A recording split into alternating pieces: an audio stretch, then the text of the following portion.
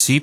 Porfírio Silva, dados como estes, juntar, como dizia Joaquimina Sarmento, a outros relatórios, têm dado a mesma perspectiva em relação à questão dos salários e das qualificações, fazem temer o famoso elevador social estragado, a ideia de que a pessoa investir na sua própria qualificação depois acaba por ter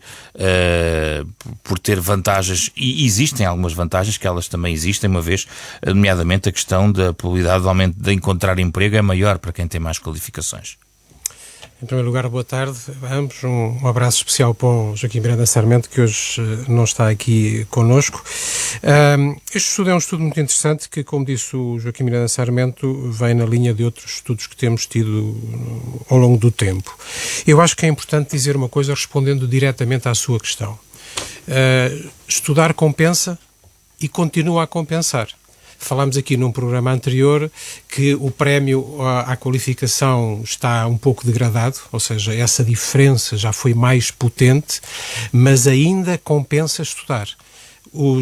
Quem tem o ensino secundário tem mais probabilidades de estar empregado e tem mais rendimentos do que quem tem o básico. Quem tem o superior tem mais probabilidade de estar empregado e tem mais rendimentos de quem tem o secundário. Está a perder rendimento.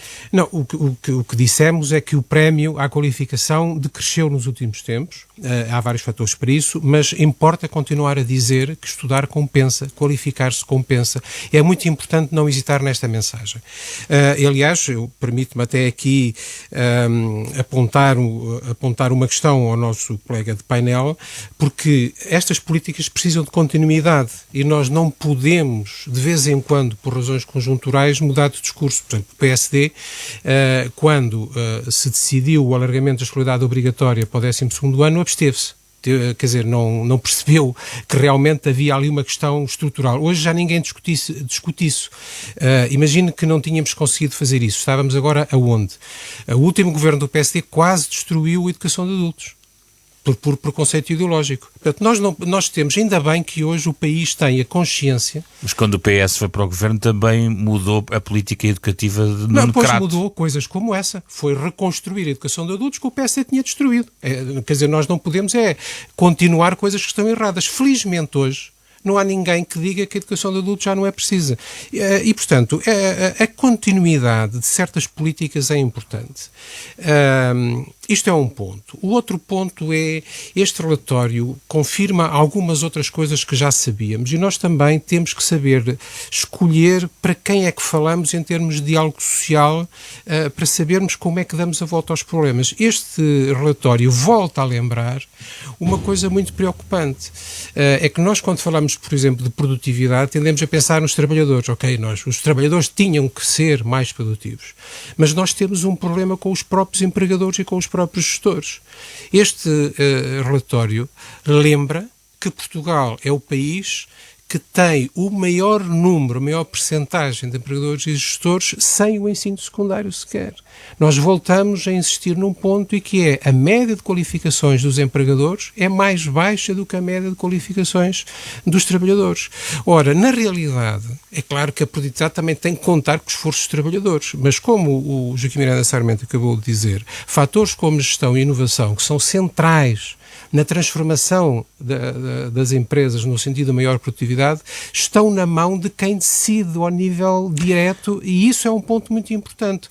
Isto não é para estar contra os empresários nem contra os gestores, é para dizer que nós temos que saber escolher quais são os pontos do diálogo social que nos permitam ir às dificuldades e avançar. Porfírio Silva, isto não se decreta, quer dizer, a qualidade dos gestores, do ponto de vista até da sua carreira académica, não se decreta. O que é que pode estar na mão da política pública fazer deste ponto de vista? Eu penso que as políticas públicas têm que dar instrumentos, mas um dos instrumentos é o diálogo social. Nós estamos ainda, como país, muito centrados na responsabilidade do Governo em fazer tudo e mais alguma coisa. É claro que o Governo tem responsabilidades. Se o Governo tiver políticas erradas, isso vai ter consequências más. Mas nós temos que desenvolver, como país, uma ideia mais sólida e mais aprofundada de corresponsabilização. Quer dizer, nós já discutimos anteriormente que ao nível dos salários mais baixos até conseguimos alguma progressão. Agora falta ir mais acima na escala. Acha que é a prioridade seguinte? Tem que ser. Tem que ser, porque a base ajuda a empurrar o resto para cima, mas só até um certo ponto. Portanto, aquilo que falta... E isto é uma necessidade da economia, porque se a economia não for capaz de reter os talentos que existem, esta geração mais qualificada de sempre, como agora se diz com muita facilidade... Mais qualificada de sempre. Se não for retida, arranja outros sítios onde trabalhar, ou no estrangeiro, ou trabalhar cá para outras empresas. É uma necessidade da economia, ainda para cima, no momento em que há mesmo falta de mão de obra. E, portanto, eu tenho muita expectativa de que a concertação social seja capaz de dar um salto. E isto não é um desafio a uma das partes.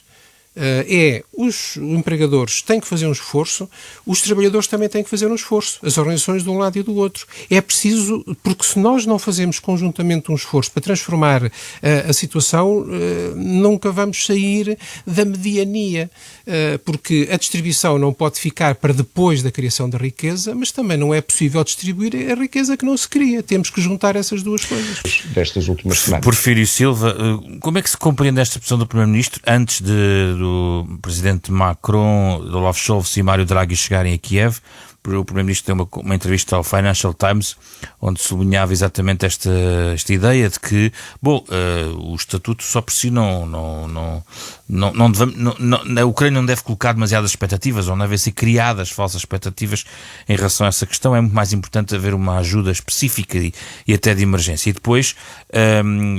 alguns analistas viram alguma ambiguidade numa eventual mudança ou um alinhamento depois mais concretizado com a posição dos outros países.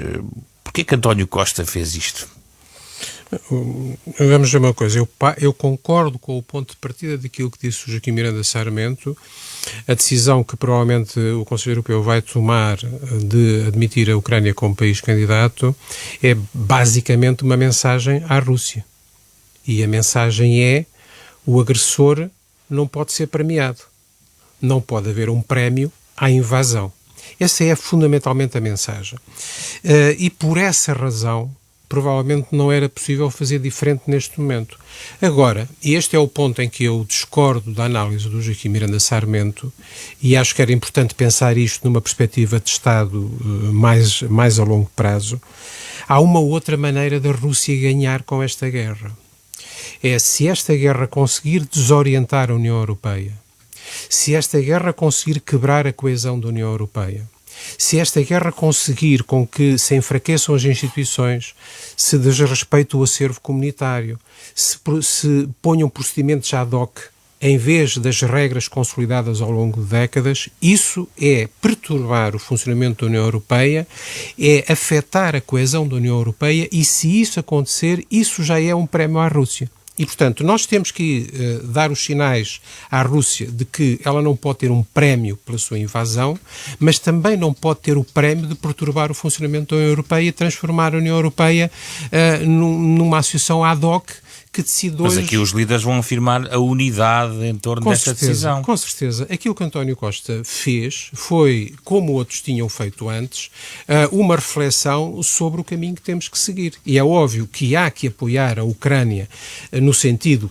repito, de que o invasor, que o agressor não tenha um prémio, mas isso tem que ser feito de forma realista, de acordo com os nossos princípios, de acordo com as nossas instituições. Mas o discurso de António Costa não é no tom e na substância não é igual àquilo que os três líderes europeus foram fazer a Kiev no dia seguinte. Eu não sei se alguém espera que o Primeiro-Ministro de Portugal seja um papagaio que se limita a repetir aquilo que outros líderes europeus dizem. Não é isso que espero de um líder, do Primeiro-Ministro de Portugal. Eu estava a expressar uma opinião de outros países também? Não, o que eu espero do Primeiro-Ministro de Portugal é que ele faça aquilo que tem feito. É que expressa opiniões, contribui para o debate e ajuda a maturar as decisões que têm que ser tomadas. Se alguém esperava que o Primeiro-Ministro de Portugal se limitasse a repetir aquilo que os grandes, como às vezes se diz, fazem, acho que não é isso que podem esperar. O Primeiro-Ministro contribui para o debate, contribuiu para amadurecer o debate, e penso que hoje é claro que nós temos simultaneamente que apoiar a Ucrânia, mas temos um processo muito longo e muito difícil à frente, porque é óbvio que a Ucrânia só pode entrar na União Europeia quando respeitar os critérios que a própria União Europeia tem para ser membro. Porfírio Silva, uma nota apenas sobre o alargamento. A nota é rápida. Eu acho que a Comissão Europeia se tem focado bem nas questões de apoio à Ucrânia, mas penso que a Comissão Europeia está a passar uma mensagem fraca ou falta de mensagem sobre questões que dizem respeito à própria coesão da União Europeia. A Comissão Europeia tem dado boas mensagens no que diz respeito ao apoio à Ucrânia, mas tem feito pouco, tem mostrado pouco no que diz respeito ao amortecimento dos efeitos da guerra sobre a própria União Europeia. E isso é importante também para a coesão social interna da União Europeia. E na questão do alargamento a mesma coisa. Nós não podemos tomar decisões meramente táticas ou meramente ad hoc. Nós temos de pensar o que é que queremos para a União Europeia. Por exemplo, o Presidente Macron já fez uma proposta. Acha que há uma espécie de núcleo duro e depois há uma espécie de coroa à volta, talvez um conjunto de países associados que não teriam o mesmo grau de envolvimento, mas teriam algum grau de apoio, algum grau de participação. Pode ser. Não tenho certeza que seja uma boa solução. Pode ser, mas é preciso colocar isso em cima da mesa. Eu acho que há um déficit do lado da Comissão Europeia de colocar as questões estratégicas de coesão interna e de futuro. A União Europeia, a Comissão tem que, obviamente, ter um papel liderante na questão da relação com a Ucrânia neste momento e de apoio à Ucrânia, mas não pode pensar só no presente, tem de pensar no futuro. Eu acho que há aí uma preocupação que se calhar temos que aprofundar.